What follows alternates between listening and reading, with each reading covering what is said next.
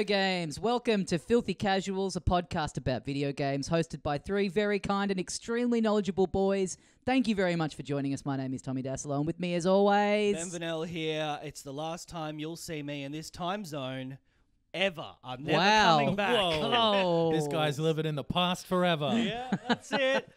Back when you didn't have to be political. No. The ultimate saving it for the pod. Just, guys, I'm moving overseas, and I'm going to reveal it on the podcast. This holiday is a sea change. That's how they start sometimes. Yeah, I know. My name's Adam Knox, and I'm in pole position, ready to begin this. Armored Core reference. Yeah. Kinda. Yeah. A lot of big, loud machines going into our ears over the last little bit. It's a fun time to be a rev head. That's right. The biggest loud machine of all, the PlayStation Portal. Yeah. Where do we want to start today? I don't know. Not a lot on the docket, but a lot to say about the minimal amount of things on the docket. Yeah. We can start because we talked a little bit about it when they sort of showed it off, but they announced pricing and more details about the PlayStation name. Portal, which is the little handheld thing. FKA Project Q, I think it was called when they revealed it in that PlayStation Direct thing a couple of months ago. When it was still a non. Was it really? Yes, Project Q, I'm pretty sure. Wasn't Project Q the name of those Persona games? Or maybe they're called Persona Q. That would make more sense. Yeah. I mean, that would be cool if they were like, and the code name for it is Persona Q. Now, obviously, we're not going to call it this when it comes to market because that's already the name of a video game. Yeah. That's why it's an internal-only code name for now. But you got to admit, sounds pretty cool. Yeah, weird to because it What feels is like this they device? announced that thing like not that long ago, and to go from Project Q to PlayStation Portal very quickly. It kind of sounds like a menu screen. It's weird in this. I don't mind it. It's like because it makes me think PlayStation Portable. I guess they're taken out a B. Yeah. And some other letters. It is weird in this. Like you rarely hear about that kind of stuff being announced with a code name anymore. That's so like mid '90s to me. Of like, we're working on our new console. It's codenamed the Dolphin, and stuff like that. You hardly ever get that. Everything's got to be like so polished when it's revealed to the public now that it's rare that you get anyone going like, we're just tinkering away with this little hardware idea. Was it the 1X that was Scorpio? And then did the Series X have a code name as well? I feel like, because definitely the NX was the Switch. Was it like Project Omega or something? There was maybe it was Project X, and that's why Sony had to go with Q, because we're running out of letters for projects. I think, you're right. The one was Scorpion. I think it was Scorpio. Okay. I feel like we're not going to be looped in on a Switch 2 code name. It's just everyone knows it as Switch 2. Yeah. And it feels like at this point they're just going to announce it and be like, this is what it is. We're being robbed of someone stealing the patent and letting us know the internal code name. We'll start calling it Raven. Yeah, that's good. Maybe we could get it going. Gun 16. Yeah, so I guess Switch 2 is like the code name. That's kind of the code. Essentially, that's the code name. Yeah. But that's boring, brother. Yeah. Let me pretend to be a spy while I'm reading Eurogamer. There's that thing. There's two pairs of headphones. Yeah, that's right. And they acquired some headphone company. Did they? Yeah, one I'd never heard of. It was like a Bose equivalent, like a high end noise cancelling. Because I know they've got their like Sony proprietary like wireless headphone technology codec thing. Yeah. Yes. That I think these are using, or maybe they're using that new one or something. I don't know. But it's the Pulse Pro, I think. That's right, the Pulse. The headphones are cool, which they look cool to me because they've got a thing that I've never seen before, which is a pair of breasts in real life. No, which is they've got a hanger that comes with it that is a charging hanger. Oh, that's cool. You hang up your headphones and they're charging. That is cool. Hang up your headphones for the night and get them charging. Yeah. Sony also make Walkmans too, which I just watched a 2-hour ad for in the cinemas. Yeah, they do still make Walkmans. Walkmans. Yes. I wish I could listen to my Walkman in my Nissan. The Pulse You've got the earphones. Pulse ones, right? I've got the over-ear ones, the fucking defunct, useless ones. Yeah. And they're all right. They're headphones. Yeah. And they work. Mm-hmm. There's not too much to say about them. They sound fine for the price, and they're pretty comfortable. They're made not for quite as big of a head as mine. Right. Okay. But they do still fit. Numbskulls only. I don't know if there's something fucking wrong with my ears, but I didn't hear anything you said for the last few minutes. But You've been riffing surprisingly well. It's all guesswork. The 3D stereo audio stuff that they talk about often with the PlayStation, like you can hear it in 3D. I've never massively noticed the difference myself. Sure. I'm not an appreciator of a sound stage for whatever reason. Sometimes there are those things with tech where like you see other people talk about it and then you just can't see or hear what the difference is, and you're like, are the people that are like going on about this, are they just having a lend? Yeah. You know what I mean? Have they just read the blurb and they're like, well, I don't want to sound stupid, so I better be like impressed. They're Yeah, like, totally. Because I've only noticed true surround sound in a cinema, where it's like there are speakers behind, like it's literally surround I sound. remember those like early demos of like it's 8D audio, which I don't know how the fuck they got to 8 so quickly, because it's 3.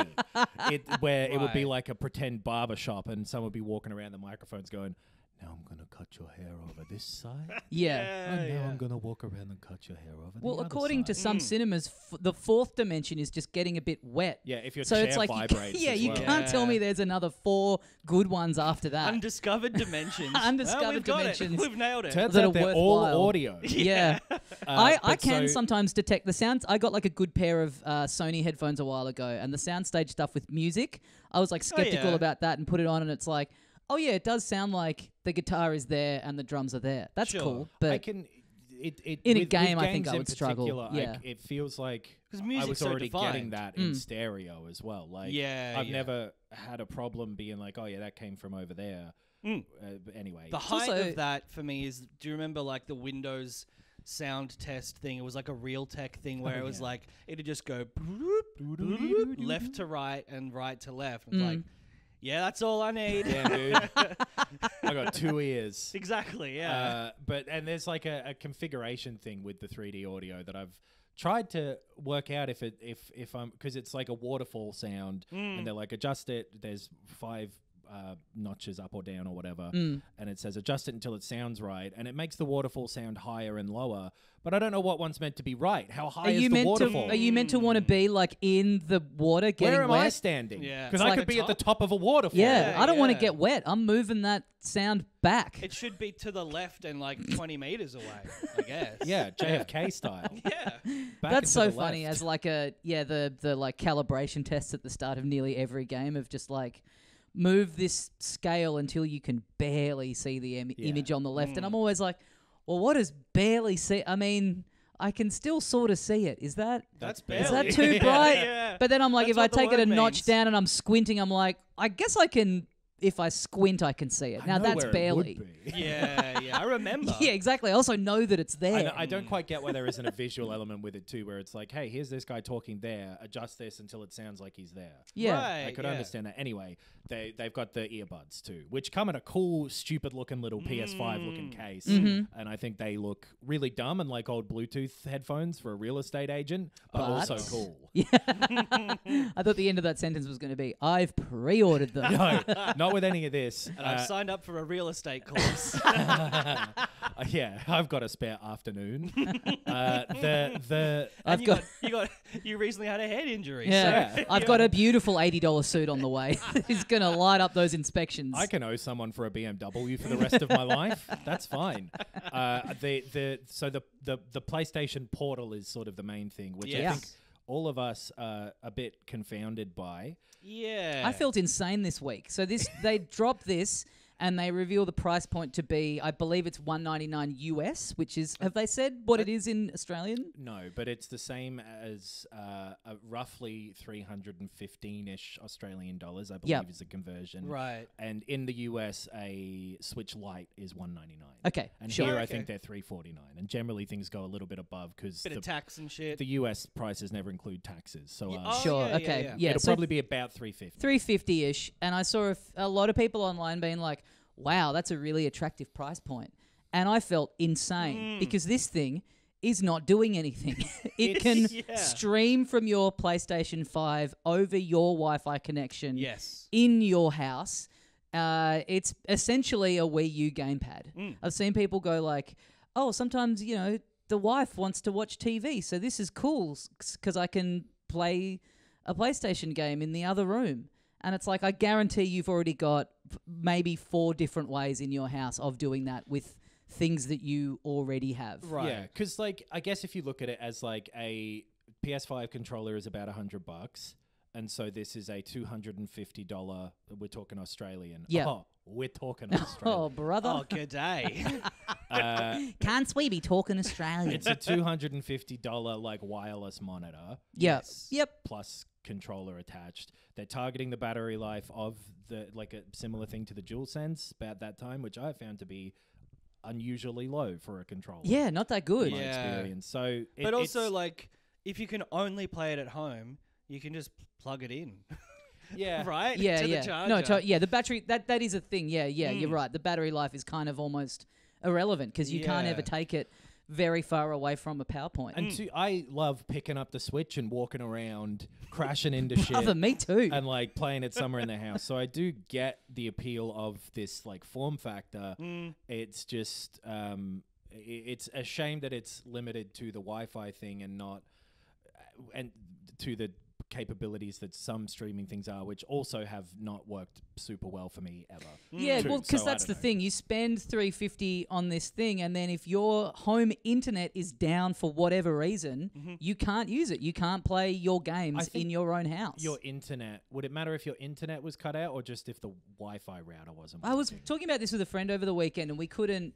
Yeah, we didn't know. It was a long conversation. Both of you just got like, maybe neither of you whipping out the phone. And it was literally the walk from my house to the MCG, and we could not get to the bottom of it by the time we got to our destination. I would imagine it doesn't matter if you're actually connected online any further than the PS5 needs to be connected online, because they have also said the like PS3 streaming and the streaming things that you can get with like the PlayStation Plus extra premium packages, cloud stuff, those won't be doable on no this. cloud stuff, and no Bluetooth as well. Yeah, right. So you have to use those headphones, right? And Bluetooth headphones have always been too laggy for me with games, right? Anyway, when I've used them for stuff, so like, it's not like crazy.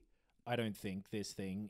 It's just a real luxury on top of a luxury. It's quite specific. Yeah, it's a thing where it's like if it came packaged in with a PlayStation 5 as like the second controller, and you go, oh cool, like kind of what they just botched the messaging of the Wii U, but that concept of being able to play in your house away from the TV if someone else is using the TV, that's kind of what a lot of people just use their Switch for. Like they're not even taking it outside of the house. So it is a cool thing conceptually, but this kind of feels, because Sony aren't a company that are concerned with what their things cost. They've got a VR headset that's like $800. They're not... Which, to be fair, is a relatively good price for what that thing is capable of. The problem with that thing is more about the game selection. No, totally. But I mean, a company like Nintendo, they really want to keep their costs down because they're targeting families and they're targeting younger people.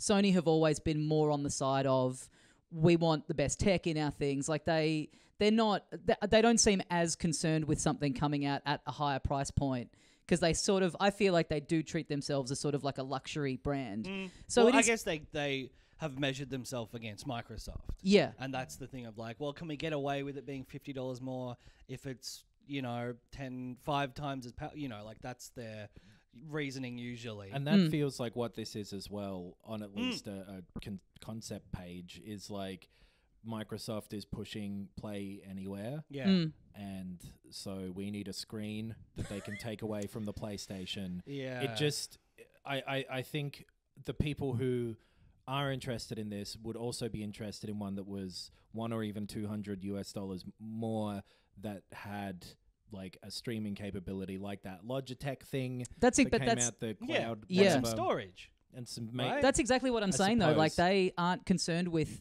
like tipping into a higher price point. So it's weird to me that they didn't spend a little bit more time making this just basically a PlayStation 4, because so many of the games that are coming out are still last gen. If they went this little thing, you can take it with you, and it can play your PS library up to these. The PS5 exclusives won't work on it, but everything up to there, you can take your library with you. But then that's like a Vita almost. Yeah. Like a Vita 2, and I think that... And I guess, and then maybe remote play for a PS5. Yeah, exactly. Yeah. I'm not sure how much it would benefit them to be like to have a lower powered console handheld thing at the moment. That obviously they're not interested in that because they've not made it. When they have the opportunity, I guess, in terms of like a marketing cycle and whatever that they're doing with this thing. It really is just, if your screen is a family screen, and you don't want to plug your PS5 in a different room, here you go. Well, this is, if you're a millionaire, well, this is the thing that's like been kind of changed about the person like myself. I'm not having to go at anybody else. That is purely an inwardly targeted comment. Yeah, but you also don't have to share your screen, so it's unnecessary. I know, but you know, I don't have a screen in every inch of my house. I do have a screen in every inch of my house. Because this is the hard thing, is that the ecosystem of being a handheld has changed so much with the Switch and now the Steam Deck, where 10 years ago it would have been a company had their their console library and then they had their handheld library, right? And now, like, if they came out and went, this is a handheld and we're going to bring out a mini God of War for it and a mini whatever, like, people would I think those days are over. Like, you can't do that now. So if you're going to make a handheld, it has to be, you can take these same home games on the go with you. There's no such thing as the like dedicated mini handheld experience anymore. And I'd imagine if they had something that's like, it's like a PS4 in your hand, they would have some blowback to that too, of like similar to what the Series S is getting a little bit now with the Baldur's Gate 3 stuff, which they figured out, by the way. Or they let them off with it, I think. Yeah. They had a meeting at like Gamescom, and it seems as though that meeting went, hey, Phil, you want this game on your shit, don't you? Yeah. Well, then here's the only option. And so you can't do co-op on a Series S, which makes sense. That's a good solution. Like, Totally. It's dumb that they made such a hard and fast rule initially. It's like you've just hamstrung yourself. It seems somewhat short-sighted, perhaps. But if they then allow for different versions on different consoles, it becomes confusing and a different thing, but also the solution to that problem going forward, maybe. Yeah, I don't know. This thing's like for a very specific group of people, and I guess they are only making the case for that.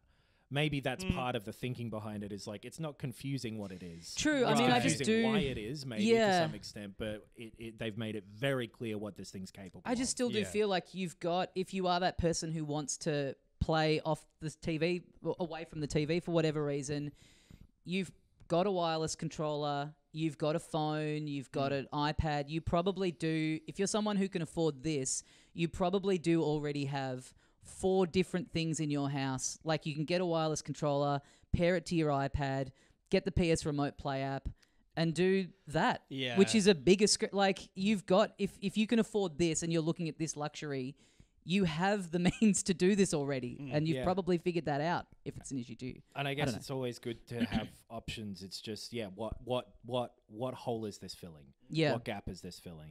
Also, I can, the form factor of having like the molded DualSense, I can see being really nice, but it looks like a prototype. It looks so weird. It does look like one of those, like, someone's photoshopped, this is the PlayStation 6. Yes. It's going to be a screen, and that screen can fold up, and you can eat it. And it looks like it was made in Tears of the Kingdom. It's just like got this unwieldy thing just like, sticking off it. Interested to hear about how, because if that introduces... It, like the thing over like an iPad or whatever that I could see being a benefit of it is if it is relatively low lag, low latency. Sure, yeah. If it isn't that, if it doesn't have that benefit to it, then truly, like, why? I mean, just said my sentence there. Why? Sure, the library may not appeal to you and whatever, but when you stack it up against getting a Switch Lite, which is actually playing the games on it natively, and you can take it out of the house, that does turn it into like a weird price pointed thing. But I'll be interested to hear from any of our listeners. I have seen a few people be like, this looks great, I'm going to go in. Okay. When's it out? Is it out soon? not. I think this year. I Yeah, don't think okay. it's too far away. I think for me, it just falls in the same category as those headphones and stuff. Of like, well, it's nice that Sony have made it for the people who only buy Sony stuff, but I don't really care. Yeah, It's a yeah. headphone jack on the PS5 controller. Like you truly don't need separate different headphones. You can plug any in. Yes, yeah. Yeah, it's But all. if you want a piece of tech with those the white sleek dual sense, Oh, yeah. you know, it's like, well, that's the one for you. I wanna you're a look company like an man. Android baby. Get me iRobot on the phone. He wouldn't talk on a phone. He'd have it built in. Very true. That would be so. If a robot, anyway, He'd have Bluetooth headphones like a real estate agent. his ears would be that. Yeah. Already. Yeah. You think the Fuck, he'd look robot would cool. be using Bluetooth? He wouldn't be Bluetooth himself? That's what I'm saying. He'd have. He's all Yeah. Bluetooth. His Yeah. teeth would be blue. He's Damn. Bjorn Bluetooth or whatever it's named after. Yeah, isn't it a pirate? Someone. Yeah. Like I don't really know. It's like a Nordic explorer or something. Like it's something. Hell yeah, man! Imagine being able to bring someone back from the dead. If you just in years, a technology you didn't understand was named arbitrarily after you. The old ship of Universal Serial Bus. Oh, He'd yeah. be freaked out if he could see what happened to his name today. Or Mr. Gran Turismo. Oh, Speaking of Sony making Whoever he strange decisions that I'm not sure who they're for. Mm. I guess I don't know if it's doing well, the movie. But we all saw Gran Turismo, the film as well. Yes. I was telling a friend about how I saw Gran Turismo. They're like, oh yeah, what did you think? And I was like, yeah, it's blah, blah, blah. It's about racing. And they're like, yeah, I guess so. And kept talking about it. Gran Torino is a film about race. So we talked for quite some time, not understanding which movie either of us were talking about. that's Right. kind of cool. Yeah. We should come back after Ben's back and do a side-by-side episode where let's all watch Gran Torino and sort keen. of and go through the similarities and differences between those two films. You'll be happy to know I had drinks with Timothy Clark the other night and said I'm going to see Gran Turismo, and he said, will I understand that if I haven't seen Gran Torino? So, it's out there. It's amongst the public. It can be a deliberate for comedy misunderstanding or an accidental for extended conversation where we're both going, what? I was late to a lunch with friends because I went and saw it in the movie, and I'd done the okay, lunch is at this time. I looked up the runtime of the film, and then just got absolutely slammed with ads before the film. Not even I like watching a trailer, but this was just ads for Uber and real estate and just all this shit piling on. Yeah, it's very backwards, this movie, because it's the trailer and then the car. Exactly. Wow. Yeah. Gran Torino. Now, before we get into the film itself, I want to know if you guys had the same experience as me before the film in the cinema, because often, Almost certainly not. or often a movie will have doesn't matter where you see it, it's got all the same sort of stuff preloaded before it. Yeah. So this is what happened for me. Few ads and stuff, lights down. First thing that comes up, static image of the logo for the Equalizer 3 and a QR code that said, watch the trailer now. And I was like, I'm here. I'm here. Why don't you?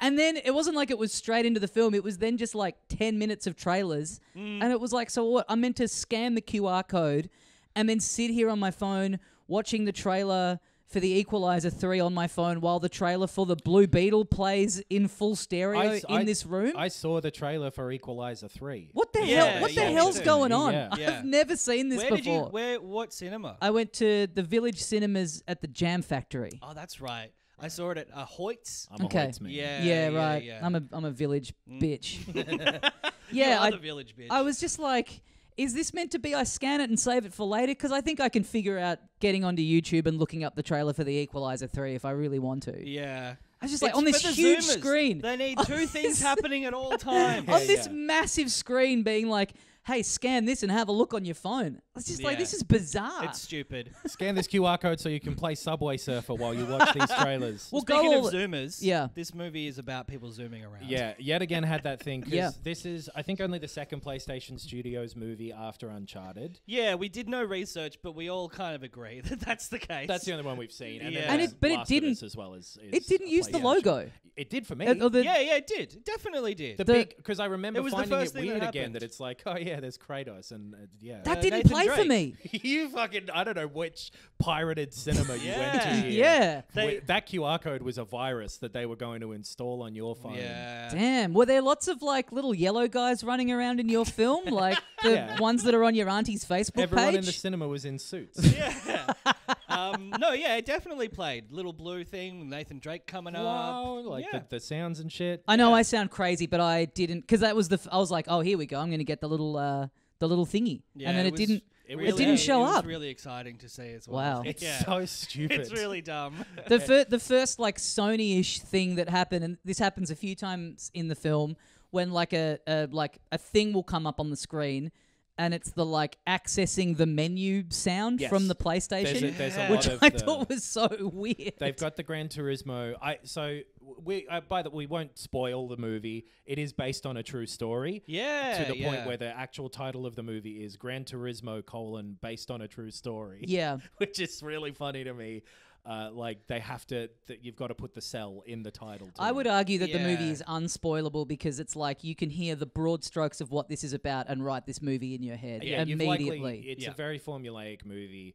I ended up enjoying it more than I thought I would, and the amount I thought I would was like negative. Same. So like Same. I let myself get swept away in the Product. the time tested construction of a film. Yeah. You know? I hated it. I thought I would think it was fine, and like I actually thought this like that the real life story. I was like, Yeah.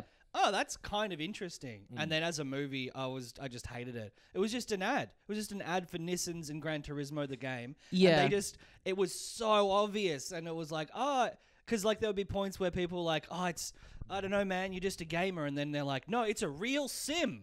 Yeah. But I I mean, found that yeah. funny where it's like the movie it is like constantly going like playing games is a waste of time. Playing games is a waste of time. And then by the end they're like, the only good thing you did was learn how to really race. Playing games was still a waste of time in some ways. It's funny. So David Harbour's character in it, he's this like mechanic who's... so yeah, let's just say what the film basically is. Yeah, it's based yeah. on a true story.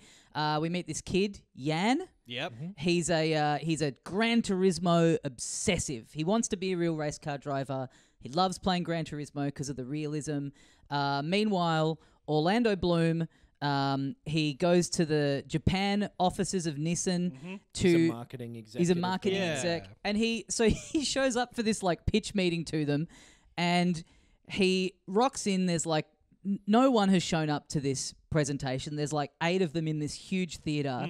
He's They are in turned a big up. theater. Yeah, they're in this massive theater. He's there trying It's to like convince... he's doing a TED talk. Yeah. Yeah. But he's there trying to convince them of this idea that he's had where he's like, let's find a gamer and turn them into a real racer, and that's gonna reignite the passion for like the open road in our customers. But he's like doing this presentation where he's taken his jacket off and he's just dumped all his shit at the front of the stage. He just left all this mess just on the stage in front of him.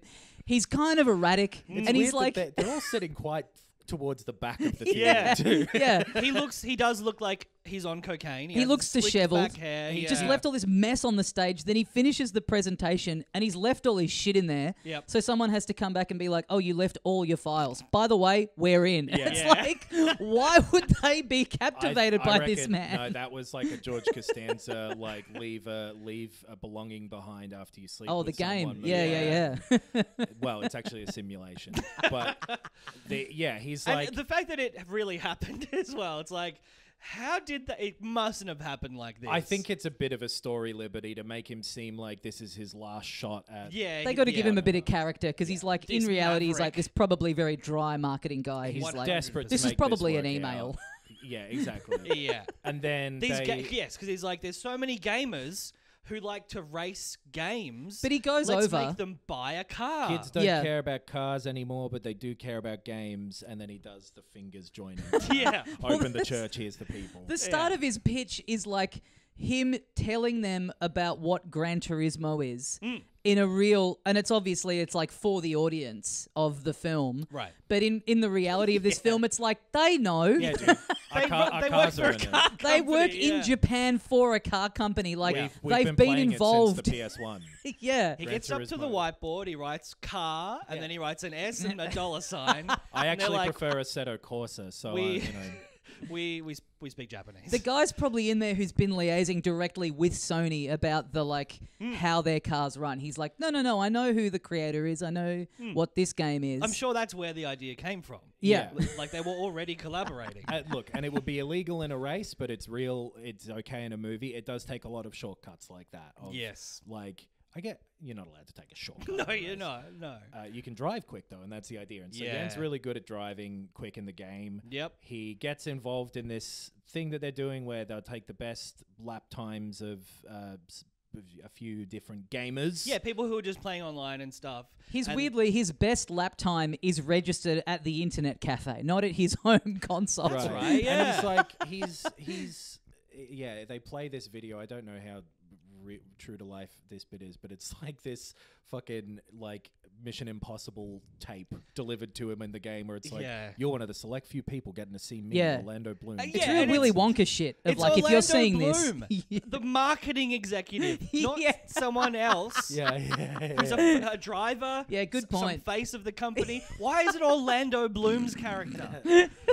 I think the difference between mine and Tommy's experience of going like, okay, and yours may have been that at the movie's behest early on, I switched my brain quite far of the way off. Yeah, I started to just take it for what taken for what it is. Yeah. Like I can imagine it being a good I film. took it for what it was, a terrible film.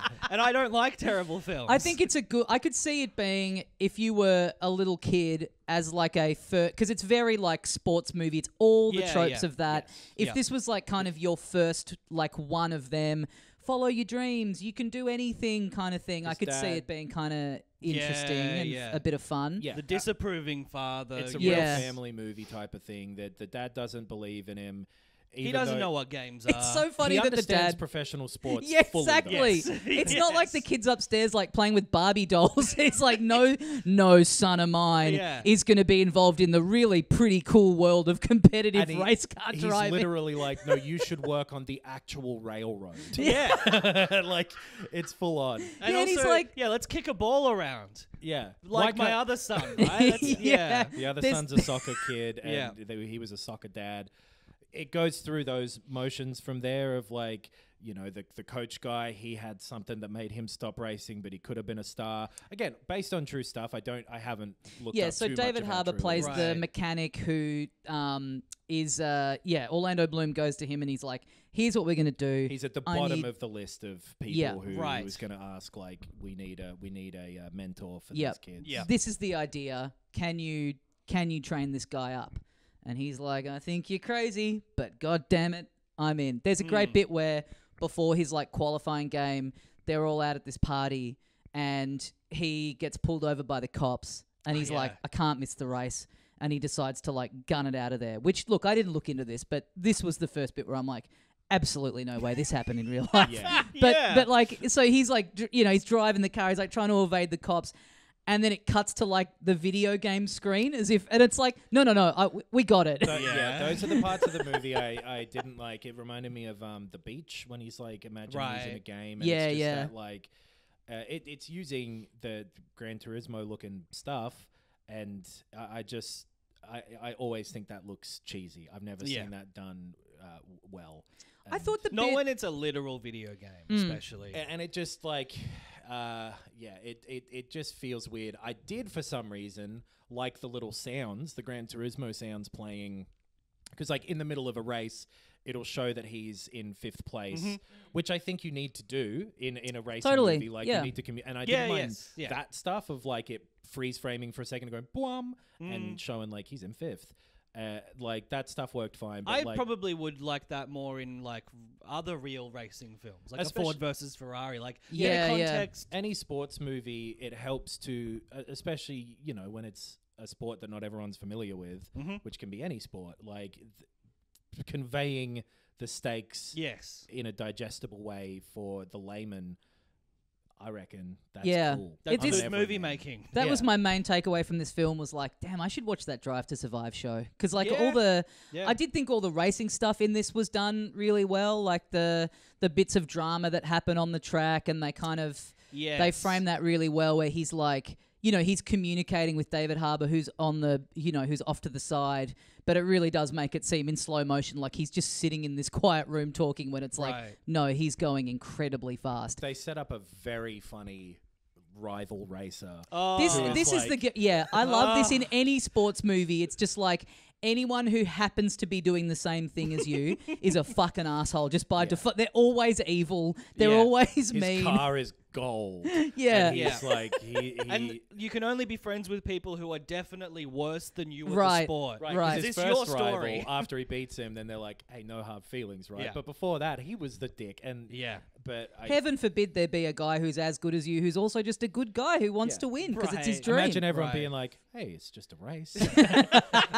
There's a great bit like early on. So he gets selected to go to this like a boot camp. to go like a boot yes. camp, and I liked all this kind of stuff. And Harbour's really like rinsing him and giving him a hard time. And there's a bit where he kind of fucks this bit up, and he's like, "Oh, the brake wasn't working. I did brake." Yeah. And he like really sticks to it, and they're being very David Harbour's being very like, "You got to own your failure. You fucked up. You're afraid. You're afraid. There's no way you could ever know that because all you've ever done is play Pac-Man. So he goes like the brake was glazed, and he's like.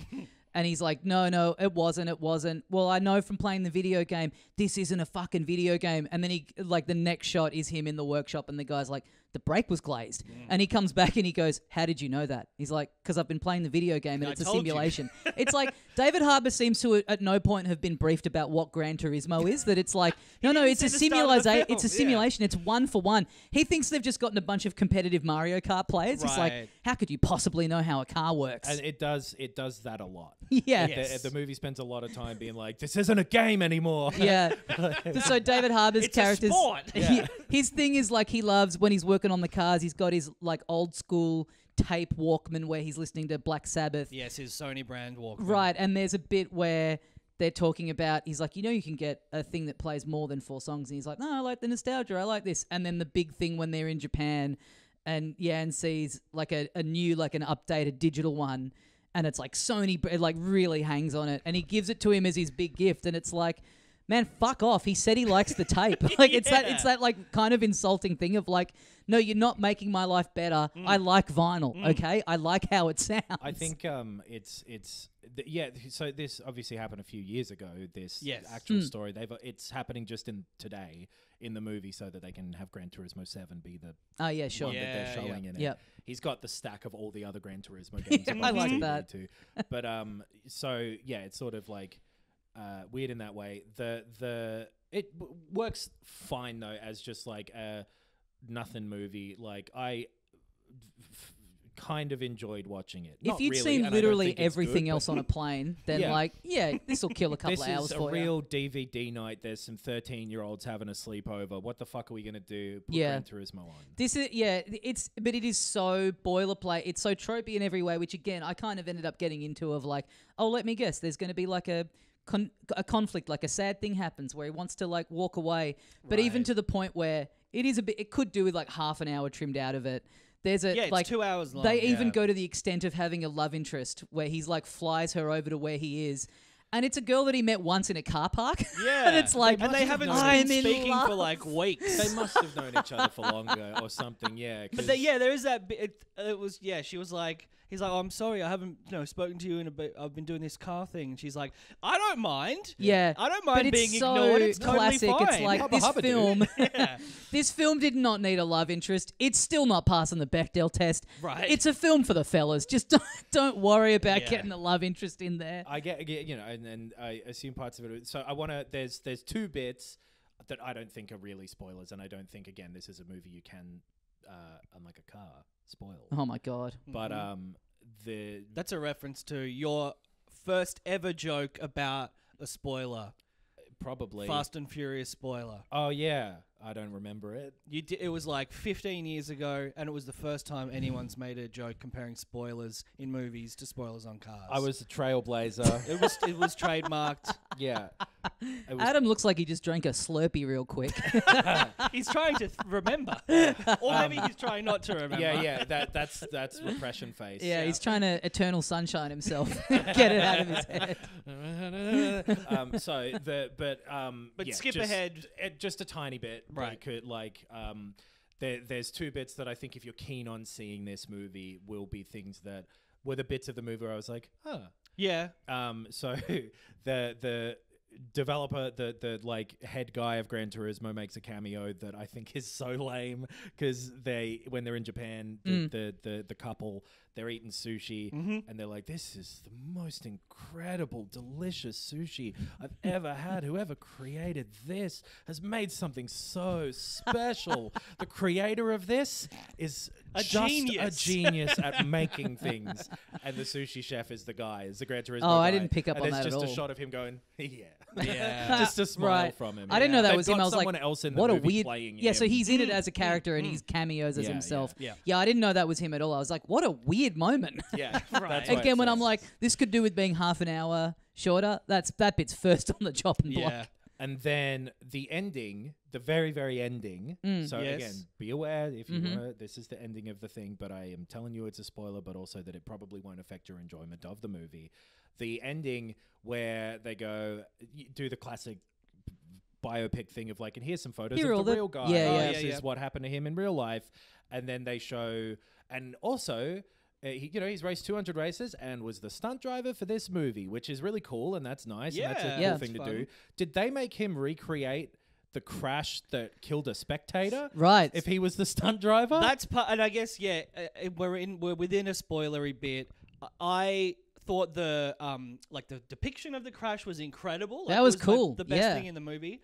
Also, it was like a really gross thing, and I guess if it happened, it happened. But of like, yeah, we're using this real person's death as motivation for you and like character development for you, this guy who plays a video game. Yeah, I wonder because it's like, so he has that crash. He's like, he kills a spectator. He's devastated by it, and he's like, that's it, I'm out. I don't want to do this. And then there's this bit where David Harbour is like, look, it wasn't there's nothing you could have done differently. It was a freak accident. It's a dangerous sport. It's dangerous to watch, all of that. You cannot blame yourself. Yeah. He's like plane. This happened to me. This is why I walked away, and I never got to, see how good I could have been. And I like all that thing of like kind of, motivating his character in the film to just be like, this wasn't your fault. You can't take responsibility. But then part of the way they get him to do that is like, it's days later and they drive him to where the accident happened and they're like, now keep driving. Now that I'm like,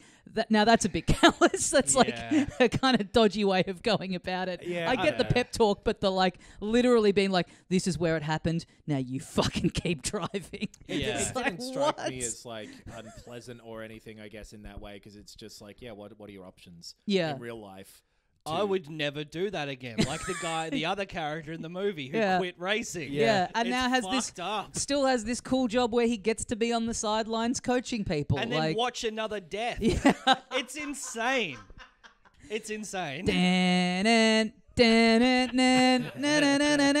Oh, that's so like the thing of the main Yan, he loves Kenny G, and he's like, this is again so tropey. He's like freaking out mid race, and David Harbour somehow like jacks into the fucking headset and just starts blasting Enya at him. They do that like turn it off. They do the movie music. Oh, it was actually in their headphones joke like a number of times. Yes. And for whatever reason, it really played for the group of people I was watching it with. Yeah. Like they're like, yeah. It's classic like sports movie trope of like, the thing from before, now he's using it to motivate him. Very clever. Was it at the bit where like he has the laptop with the brother coming and he's like, are you watching porn?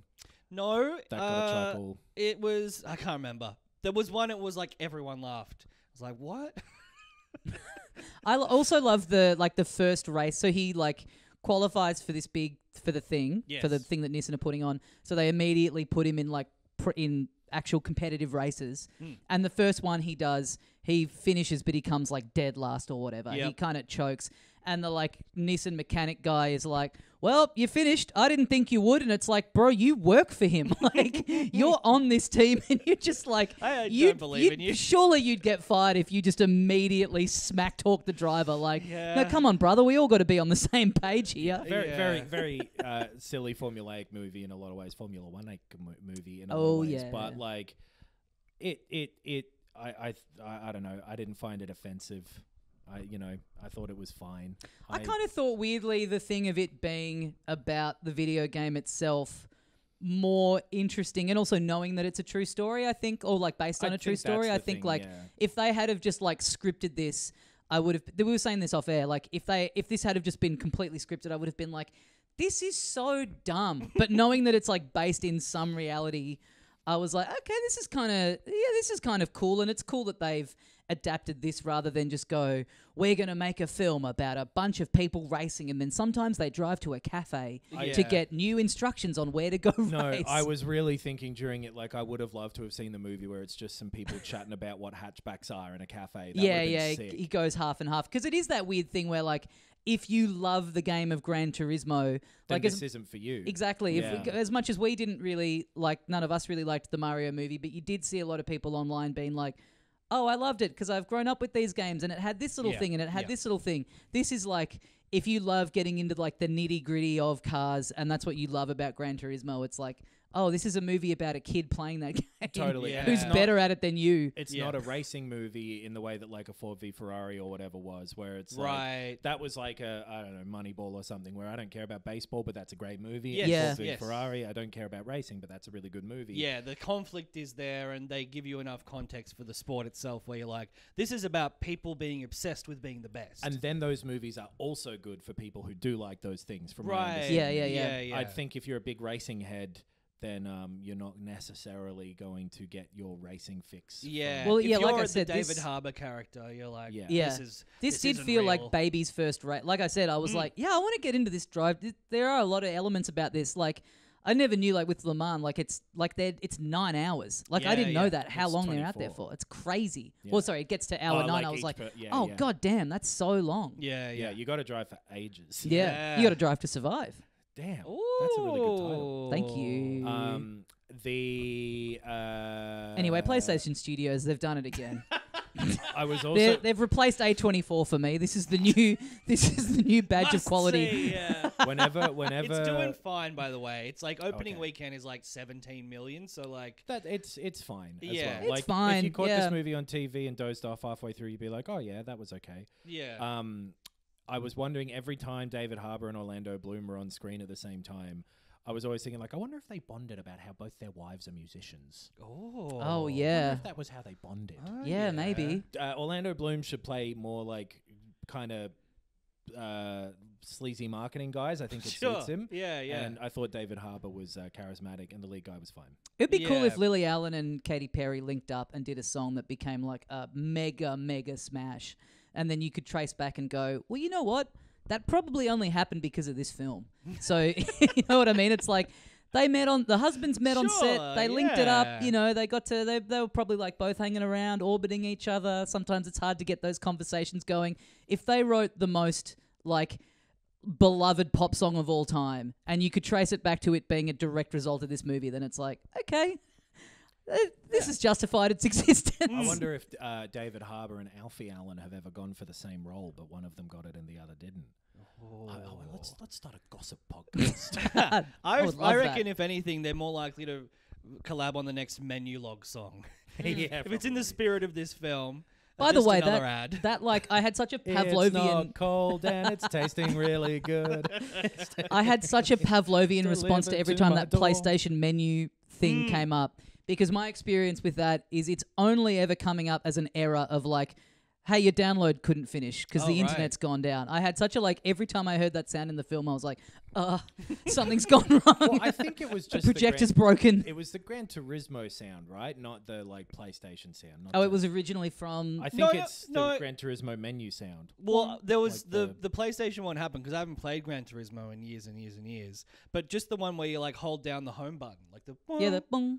I thought that was the Gran Turismo. That was sound. Originally Gran Turismo, and then they're now using it for the menu. I think it's a different sound. Well, I've not heard it in Gran Turismo. So I don't have that attachment, and I definitely my little ears were ringing. Yeah. I bet they're similar, but I think it was, but I'm not sure. I'm 100% sure because I watched it and then I listened to it when I got home. Okay.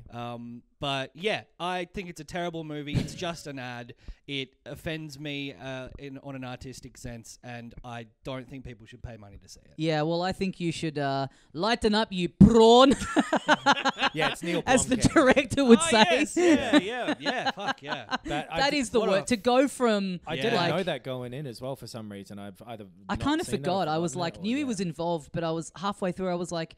Did he direct this or just like work on some of the like I'd seen his name involved in it, but to go from like District 9 comes out and people are like, well, this is the new guy, like he's really, this is so interesting and cool to like, I guess I'll take some cash to direct the racing movie where I don't really get to have much freedom, and the freedom that I do get is like, hey, make the police chase look like it's a video game. Yeah, put some shit over the screen. I guess he's like always been a good CGI guy. It looked fine. Like all the racing and stuff looked pretty good. The bit where he's like around the track and the other guys crashed and looked a bit lame, but yeah, the bit where he's in the race at the end and that guy has that crash and he's oh no, not again, and he's like waiting over the radio. I like all that. The actual like racing stuff was filmed pretty well, I thought. And like you said, giving you the context of where everyone is like placed. And it's kind of lame, but I honestly didn't hate the thing of like the car just like he's trying to be like, as much as everyone's saying this isn't a game, but then his way of like calming himself is to be like, it's just like the game. And the thing of like the car kind of dismantling, and he's kind of like just seeing himself as if he's just in his bedroom playing that, and then it like zooms back out. I thought that was kind of neat and sort of and like well executed technically. The thing of like the car, all the bits coming off the car. Sure, I thought that was a nice little bit of flair. It gave me real car commercial vibes. Yeah, which is hard not to. Like it's cars, which is what it is. You've got a car driving. That's what car commercials are. And they're like, there's some really high budget car commercials where the fucking, you see all the bits. Well, it's a film about a marketing executive making a really long car commercial that's in real life. Yeah. Yeah. I honestly, though, it is a thing where, I mean, maybe that's why they did this adaptation. I meant to sort of dig into how much of this has been fictionalized and then got home and realized I really don't care all that much. But it's almost like I kind of would just rather see the doco about them doing this for real. Because, like, it is, like, you just keep forgetting because you're in the film, but it's like, it is insane that they did this, that they went, let's take a gamer and turn him into an actual driver. That is a really good point. I would much rather see the documentary. They should have made it as like a little series or something. Yeah, but maybe there's just less, because I bet when you do the documentary version, it's like, then we trained him for ages to the same extent that you would a race car driver, so he knew how to drive a race car. I wonder if a guy actually did die, because you're right. If it is It'd weird, be if crazy to put in the movie if that wasn't. If it's just used as character development, and there's no thing at the end of like when they're doing the like, hey, this is the real guy, isn't this cool? There's no like, oh, and tragically, of course, this that's little, true. Maybe little it's sad to like a little callous to have not included a thing about him if he was like a victim of the story. But I don't know. It could also be, this is purely speculative, one of those things where like that isn't what sort of racing companies do, because there's like a contract when you buy the ticket that like, well, you're not in danger from this. So like a waiver. Some convoluted thing of like, well, legally we're not going to do that because it would be like we're... Yeah, I don't know. That's purely speculation. It is odd though, and I'd forgotten by the end of the credits, or by the credits, like, this should be, I guess, It I kept every time David Harbour's character went, this isn't a game, there was like a 1% of me where I expected him to go, it's a movie. If they had have just on the 8th time he says that, just thrown that in, I would have been like, okay, these guys get it. They know what's going on. How come they cast David Harbour in the car movie and not the boat movie? Oh, great question. This movie should have Johnny Garage. It should have David Driveway. A movie about Armored Core would have to star like Leonard Hanger. Because I've been spending a bunch of times looking at my big robot in my big hangar, changing his clothes, which are also guns. I love big hangers, personally. Would the character be called Martin Eccleston? Eck for short. So just something like Ewan McGregor. Mech. I see. I couldn't figure out what the fuck. Martin Eccleston, and then he's like, you see at the end him like writing his name on his pilot's license. There's not enough room to write Eccleston. I'll just shorten it to Eck. Eck. Call me Mac. Robert But in an accent. Call me Mac if you're from New Zealand. Big Mech game FromSoftware, Armored Core. If you've not played them, it's a long-running series that hasn't had an entry for like 10 years or something. Yeah. I never paid attention to any of the previous ones, but like the big From development over the last 10 years has put a lot more interest on this one. Armored Core 6 Fires of Rubicon. Oh, and I love the name. it's a fun sci-fi name. Yeah. But you know it's going to be sci-fi with a little bit of a like sort of magical twist. Fires of Rubicon. It's yeah, I'm so glad that I was paying attention to this one now because I'm having a ton of fun with Armored Core. 100 tons of fun with Armored Core 6. Feels like it is on a lot more people's radars For for a variety of reasons. I'm not going to do it. And also they would just have radar. Mechs in the City before we get too far away from all this kind of chatter. Yeah. Why do robot? Why do Yep. why do robots eat burritos? Because they love Mexican food. Yeah. Nice. That's nice. why. Is that going to be DLC? Yeah. And technically, Really tasteless, really tasteless DLC. We're going to. I mean, they can think put they're zombies in delicious. Red Dead. That's true. These mechs could go to Mexico. Yeah. Or just Mad Max. Yeah. Yeah. Yeah, it's great. I'm loving It's it. so good. I'm really enjoying it. It's maybe my actual favorite game of the year so far. Wow. I love everything about it. Wow. I love the visuals, the setting, the like weird sci-fi thing of like, yeah, it's a planet covered in stuff that people want and everyone's fighting over it. People fighting over a pretend resource. Yes. It's a classic. Spice led the way, maybe. Yep. Corals here to... Unobtainium. Yeah. But yeah, I loved the MechWarrior series. Right. I was a big MechWarrior fan from 2 onwards. That was like the first, I think, 3D one maybe. And then like Mercenaries was an absolute classic, a favorite of mine. I've tried the more recent ones. They're not very good. Or maybe they are the same as they used to be, which doesn't quite hold up in terms of modern gaming. I think I've seen multiple people say that same sort of thing as Right. well. Like, and this is not, the same game by any means. It's much more action focused. yeah, this isn't a simulation. It's a game. That's right. This is a podcast. But nevertheless, I think that vibe, that like customization of all the parts and the things and the weapons and the weight and the energy and all that stuff, I love. Yeah. Much in the same that someone who plays Gran Turismo might like. But for me, yeah, just the overall aesthetic, the fucking corporations, the logos, the call signs. I just love everything about it. And it's fun to play. Yeah. It's so goofy in a fun way with its presentation where you're getting like this radio play basically. Yeah, for the most part. It's kind of reminding me of Metal Gear Solid in a way that I didn't expect. Yeah, 100%. Like all these like really over the top acting performances of like there's one guy from one of the factions, I forget the specific names, but he's like, "Hey there, mech guy!" Like he's just yelling at you all the time. Yeah. I love that dude. I think that's the Balaam guy. I think so. Yeah. Because there's also a different B one that I forget. Right. That anyway. It's just it's kind of silly in a fun way where it's surprisingly present in this game that is also very segmented and very gameplay focused. Yes. And that gameplay is super tough at times. The bosses are really difficult. Yeah, I'm up to the end of chapter 1, which I think people say is like it's the market of this game. Yes. It's the speed. It's the difficulty spike. Sorry. He's the skill gate they call them. Yes. Yeah. Which tough to open. Keep Yeah. accidentally pulling even though it says push. But it's like a point where you've got to start fucking with the design of your mech. So the what you're doing in the game, I guess we should say, is piloting a mech.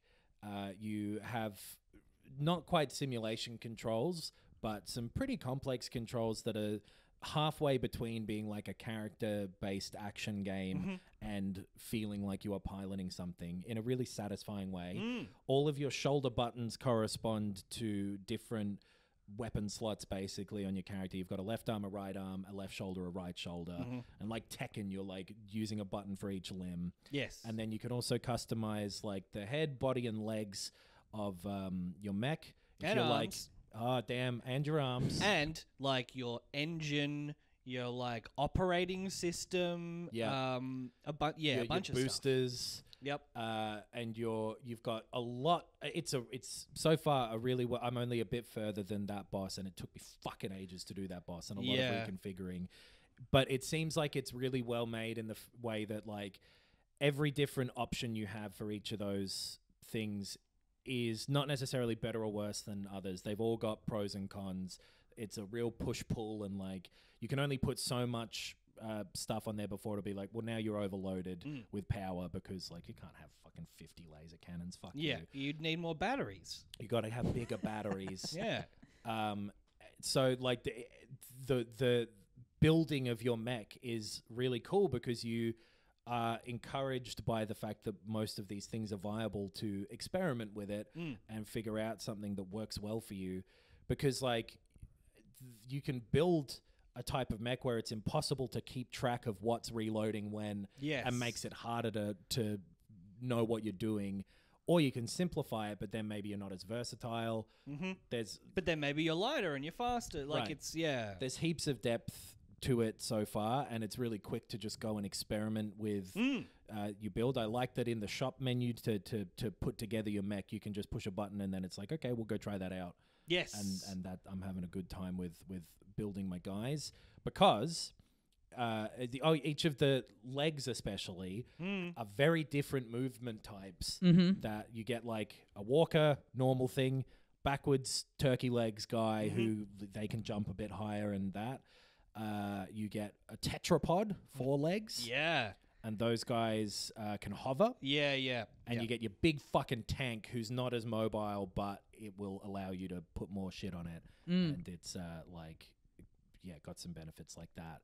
You can make a big fucking literal tank of a guy. Yeah. All of that customization stuff is overwhelming a little bit at first. There's lots of different stats, but quite quickly and through, there's some pretty useful tutorials. Once you get your head around it, which doesn't take too long, it is really actually customizable and satisfying to do, and really quick and easy to swap things out. And from what I understand, I'm very early on in this. I'm kind of finding what I find with a lot of mech stuff, where I like it more in theory than in execution. Right. I kind of always find that thing where I'm going in thinking, oh, cool, you pilot this big mech and you're just shooting stuff down and you're going to feel really powerful. And then there just always is something about the, like, how to describe it, like you're just kind of shooting off into the distance and you're not really feeling like any of this stuff is connecting. That's kind of what I've found with it so far, that it's not having that, like, maybe you're too impact. far away from the enemies. I'm just finding that, like, the like, I don't know, like the visual language of it, of like, it just doesn't feel like you're hitting stuff yet in a satisfying way. I also am incredibly early on in it. I haven't played much of it at all. And I also don't know if I have it in me to commit to this at this point in time, given what I've already got on the plate and what's also about to come out. Even though it has gotten a lot more attention because of like Elden Ring and whatever being massive, it is still very much doing its own specific thing. It isn't like a Souls game, and it is very like definite in what it is doing, and if it doesn't gel with someone, then it won't. But what I was going to say was, from what I understand, the customization is like, it's not like you make your thing and then that's your thing. You are going to have to fuck around with it in between every mission. So there's no locked and loaded, like, this is my guy, this is my stats I want. I'm prepared to just like barrel through with this character that I've made. It is making you in between each mission go, there's no one size fits all approach. You are going to have to like mix it up in between missions, which is cool. I like the sound of that. Yeah, and I think all of them are sort of viable or whatever, but different situations you will be benefited from certain types of builds or whatever. And it's also more like you as you progress, you unlock the better version of each thing as well. It's similar to an RPG where it's like, oh, well, I just got a sick new sword, I'll start using that sword.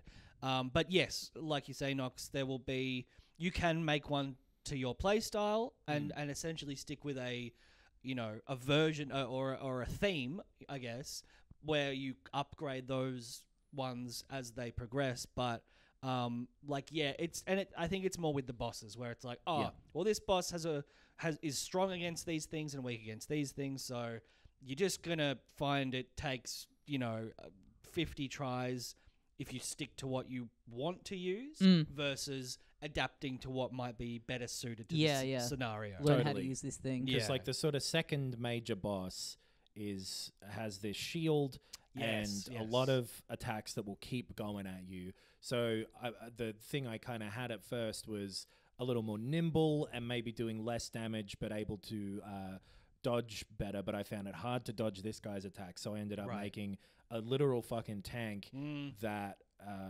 was just about dealing as much damage to him as quickly as possible, and it helped a lot. Right. And it was really cool to sort of figure that out. You can go into the shop and sell anything that you already own for the purchase price, I believe. Yeah, I think so. So you can pretty much swap out whatever you've got. Oh, that's cool. Yeah. At any time. But I'm also finding that I just want to collect everything too. That's kind of fun. Because the actual game is you zipping around really quick in this with this robot. You've got like kind of a boost dodge to the side, but it's not like a Souls dodge or anything where you've got some like invincibility to it. You can't dodge through attacks in that way. No.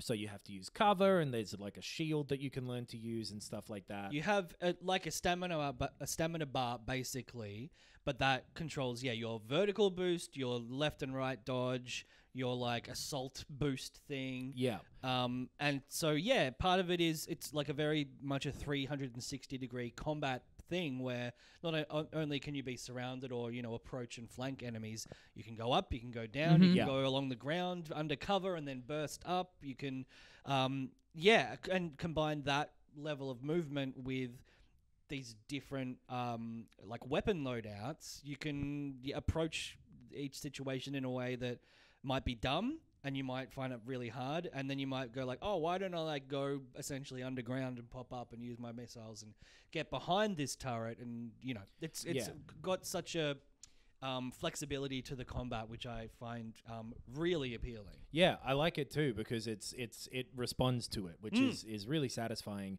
because you're like kind of auto targeting for the most part. Like you're not having to first person shooter carefully aim, really, which makes sense because a mech would have targeting things in real life,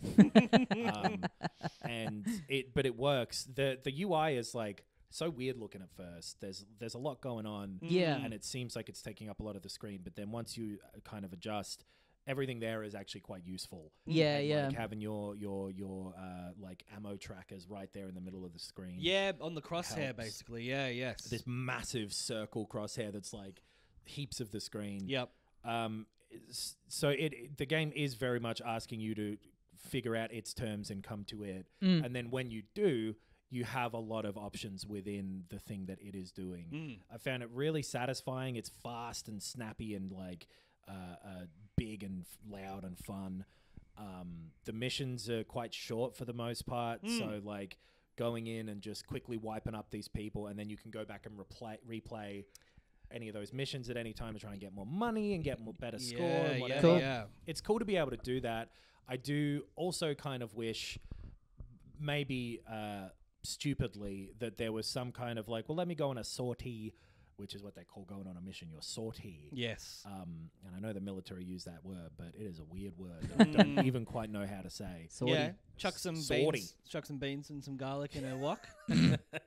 Sortie it up. It would be cool if there was like, oh, I need more money, let me go on like some kind of side generated mission or something, like because they have the arena, which I love as well. The arena's really fun. It's like VR, I mean in-game, like virtual dogfighting, I guess you call it, death matches. Yeah, like you're a mercenary and you're fighting other mercenaries basically who put their hands up in this arena.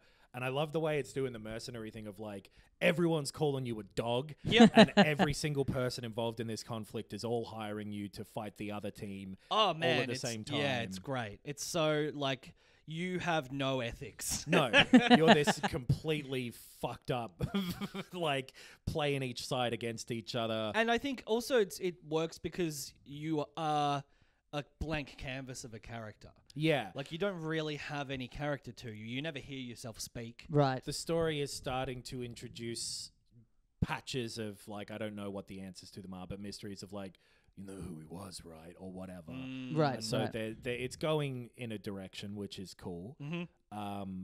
But you can also breeze by it and just do these missions. Because replaying the missions Yes. is fine, and having an auto-generated thing wouldn't matter. It's just when you're going in the missions, it is the story thing from back then too. So you'll Yeah. Sure, it's all same- repeating, right? Yeah, yeah. But and then try and get an S rank and shit, which would be extremely hard. I am not getting anywhere near to that if I go back and replay the missions. Right. What is... I've not... Does it give you a score on first... No, you've got to Yeah, replay right, it, and then okay. it'll give you the, Right, right. rank. Yeah, those you're slowly unlocking more and more, including the multiplayer, which is not there from the start, I don't believe. So I don't know at what point of the game that shows up, but it's also kind of cool that it is like really making sure that you're across what you should be doing in this game. But I'm looking forward to doing some of that because the amount of like visual customization you can give your mechs is really cool too. Yeah, I've seen a few floating around. Someone made like a big Kirby one that looked pretty cool. Yeah, sick. I want to make an Optimus Prime. Yep. I want to make, every Evangelion and everything. You can, yeah. I don't recall seeing like a draw your own little emblem thing for quite some time. Yes. Right. Just the pixel grid of like, go and draw a penis.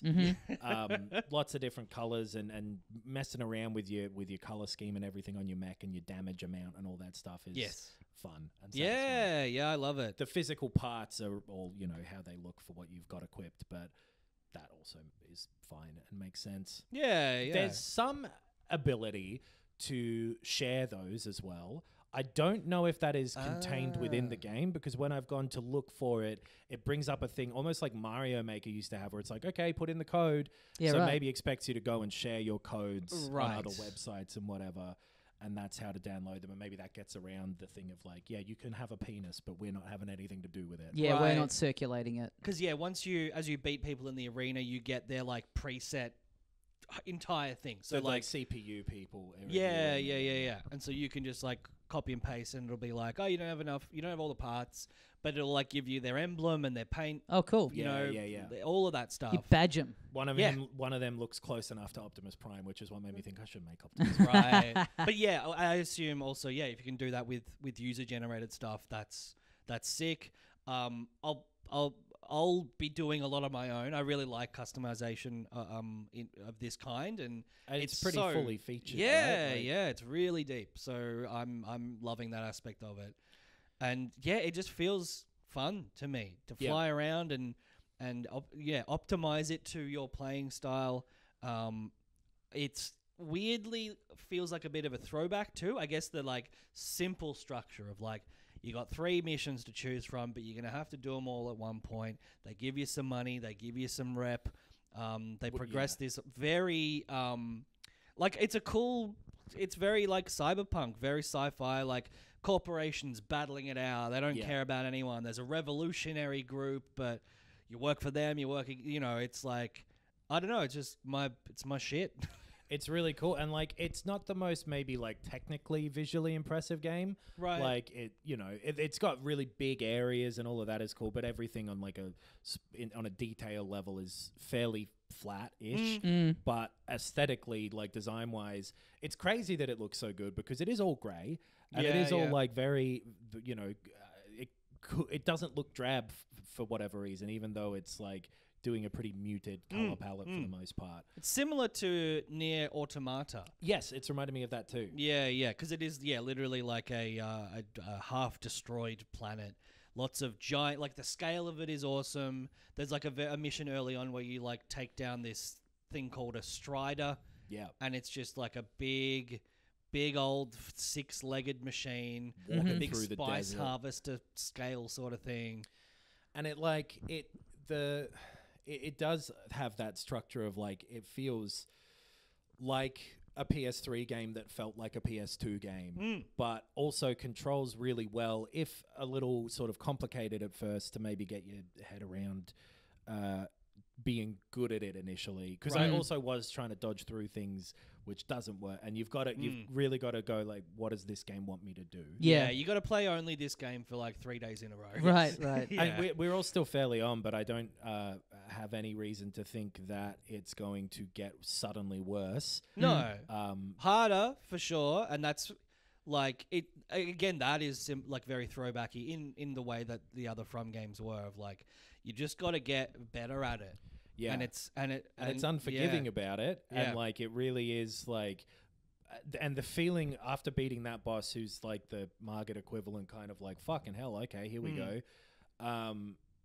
I had to turn it off for the rest of the day because I was just fucking drained from it, but in a satisfying way. Right. Where I was like, oh, it time for an ice bath.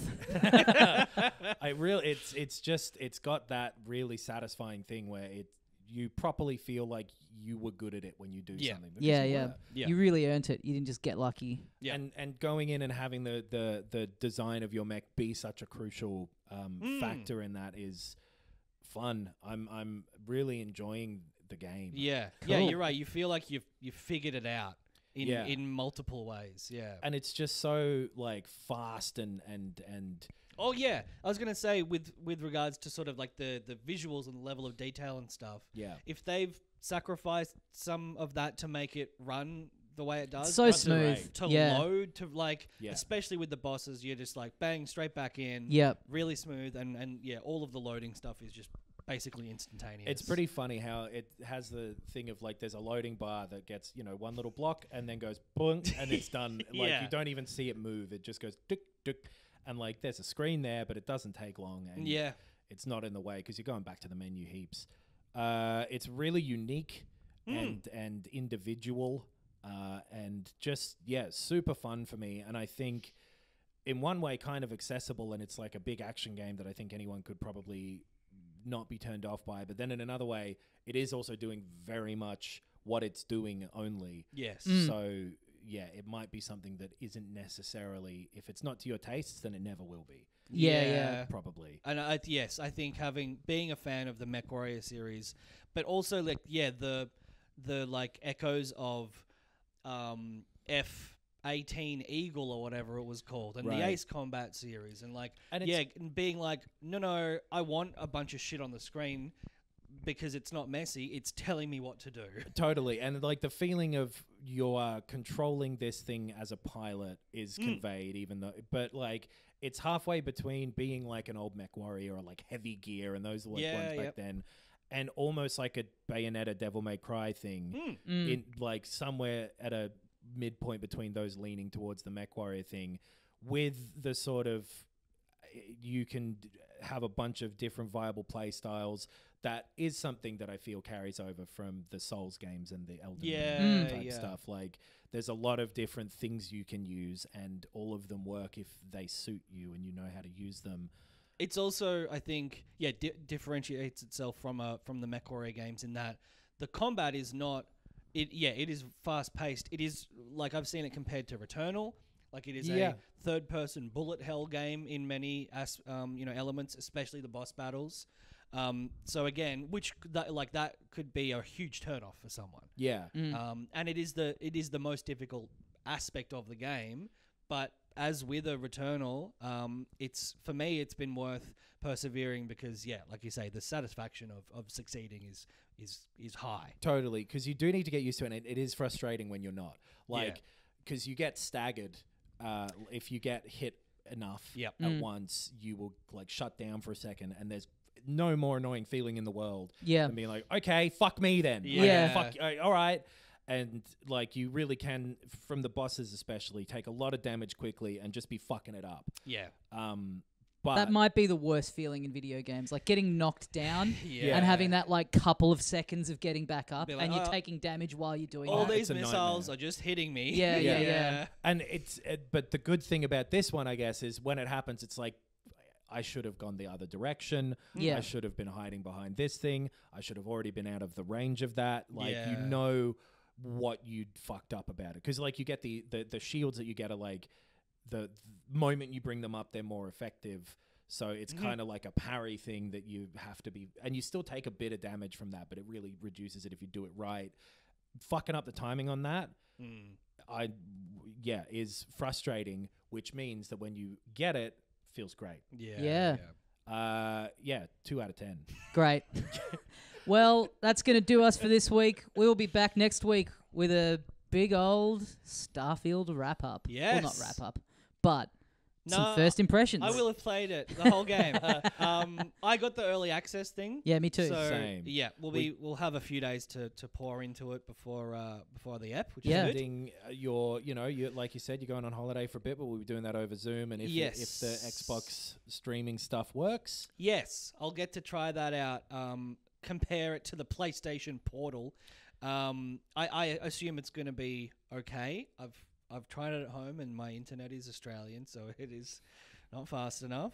But I'll be taking my MacBook and my Elite controller. let's give it a go. Yeah. I have a feeling it's gonna be. I have a feeling you'll be able to do enough of it. Yeah. Certainly, like the early stuff where you just being tutorialized and walking around and That's stuff true. shouldn't be too tricky to get through. Yeah, hopefully. Yeah. Over Massive cloud. seeming game. Early impressions aren't out as of time of recording, but seem positive from tiny bits of whisper. Yeah, I wonder when. I guess reviews will probably drop before that early access thing, right? Yeah. They'll So, be like, up by even maybe the time this podcast is live.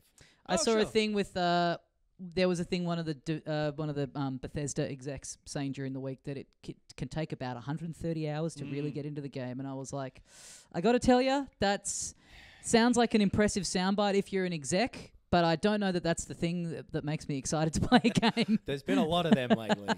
Yeah. I want to try and finish up Baldur's Gate 3 and play more Armored Core, but I'm really looking forward to seeing Starfield. I'm pissed off that I can't play more Armored Core, honestly.